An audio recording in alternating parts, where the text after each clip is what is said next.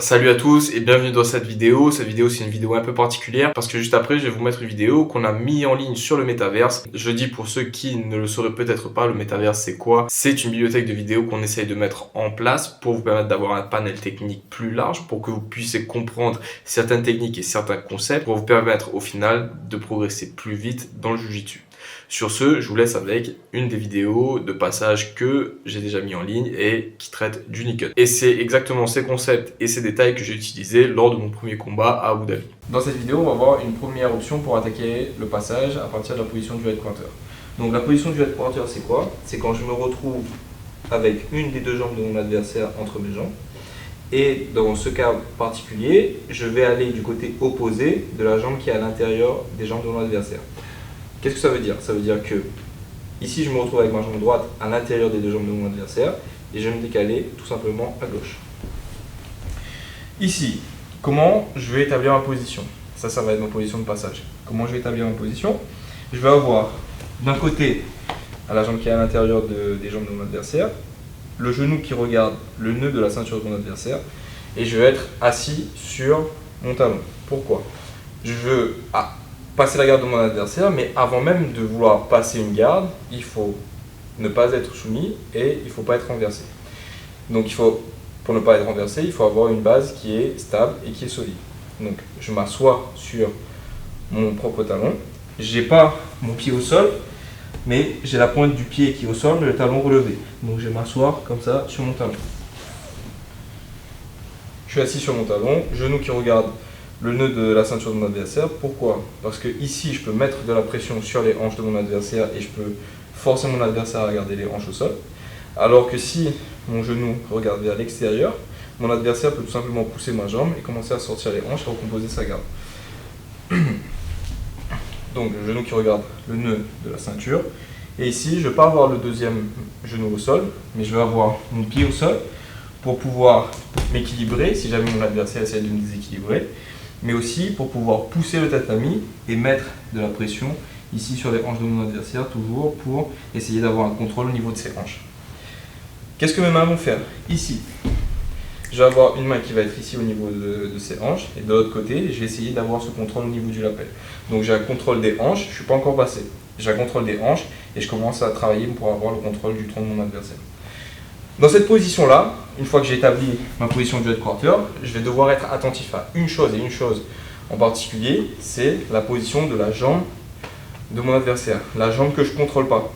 Ici, j'ai le contrôle de la jambe du dessous parce que je suis posé sur la jambe de mon adversaire. De l'autre côté, il a cette jambe-là qui est libre, qui peut venir circuler en lasso, qui peut venir ici en nichide et vouloir me pousser, il peut vouloir tendre la jambe et fermer sa demi-garde derrière. Bref, il peut faire plusieurs actions.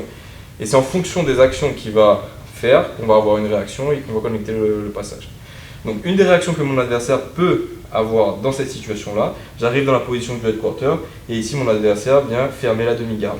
Il ferme la demi-garde, ça veut dire que ici j'ai pas de frame qui est devant moi. Le seul frame que j'ai, ça va être ses bras. Il ne va pas avoir de frame avec ses jambes. Sa demi-garde est fermée. Je suis un peu, on va dire, je suis assis sur sa jambe qui ferme la demi-garde. Du coup, comment j'ai travaillé à partir d'ici? Comme j'ai déjà passé entre guillemets ses jambes, et ici je dois me battre contre le haut de son corps, ce que je peux faire, une des techniques qui fonctionne très bien, c'est d'aller chercher le Nikkei. Donc, puisque ma main était ici en contrôle de la hanche et ici en contrôle du lapel, ce que je vais faire, c'est tout simplement aller travailler pour avoir mon esgrima ici. Si mon adversaire pousse sur mes pecs, ici ce que je vais devoir faire, c'est rentrer mon coude à l'intérieur et garder mon avant-bras et mon poignet un peu en col de cygne. Ça va permettre de quoi? Fermer mon espace sous mon aisselle et éviter que mon adversaire puisse gagner l'esgrima et puisse avoir une demi-garde forte. Donc je protège mon espace sous mon aisselle pour défendre l'esgrima de mon adversaire et moi je travaille pour gagner l'esgrima sous l'aisselle de mon adversaire. Donc je m'incline sur mon adversaire et j'essaie de poser mon genou au sol. Le genou est au sol, ici mon avant-bras glisse et je vais aller chercher le contrôle de l'épaule. Une fois que je suis collé avec mes pecs sur les pecs de mon adversaire, ici je peux lâcher le lapel puisque je suis ancré grâce à la main qui a fait l'esgrima et je peux aller chercher le crossface. Ici, je peux joindre les mains, les paumes des mains entre elles pour avoir une combinaison crossface et esgrima forte. Ou alors, je peux aller mettre les 4 doigts de la main qui font le crossface sous les selles de mon adversaire pour aller chercher ce qu'on appelle l'épaule de la justice et mettre la pression ici avec mon épaule dans la mâchoire de mon adversaire. Je préfère cette option-là. Pourquoi? Parce qu'avec une main, j'ai le contrôle ici de la ceinture scapulaire de mon adversaire. Donc j'ai le contrôle des deux omoplates et du coup de mon adversaire, de sa tête. De l'autre côté, ma main peut aller faire établir une base, élargir ma base de sustentation si jamais mon adversaire essaye de me secouer et de me balancer dans tous les sens. Donc ici, j'ai établi le contrôle du haut du corps de mon adversaire, j'ai le contrôle du haut du corps de mon adversaire. Il ne me reste plus qu'à enlever mon pied qui est resté entre les deux jambes de mon adversaire. Comment je vais faire ça? Je ramène le tronc de mon adversaire vers moi, je commence à imprimer mon poids au niveau de son menton avec mon épaule. Si jamais la pression est suffisante et que mon adversaire cède, je peux passer.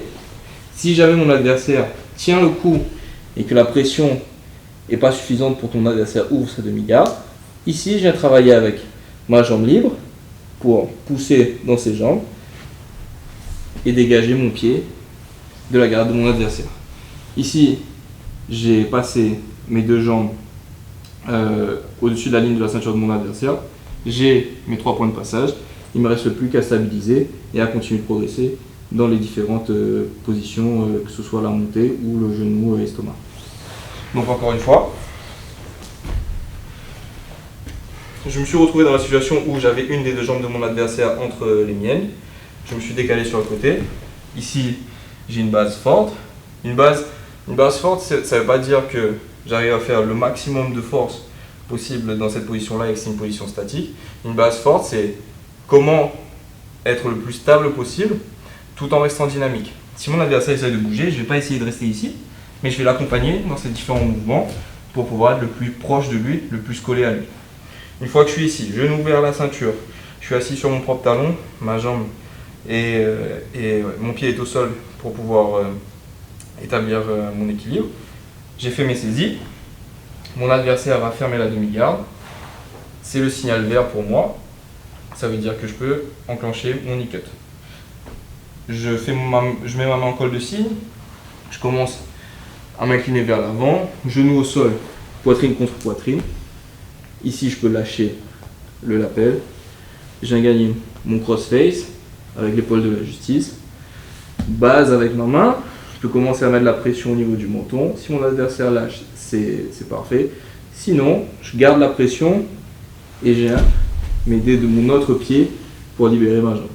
Ici, j'ai mes 3 points de passage.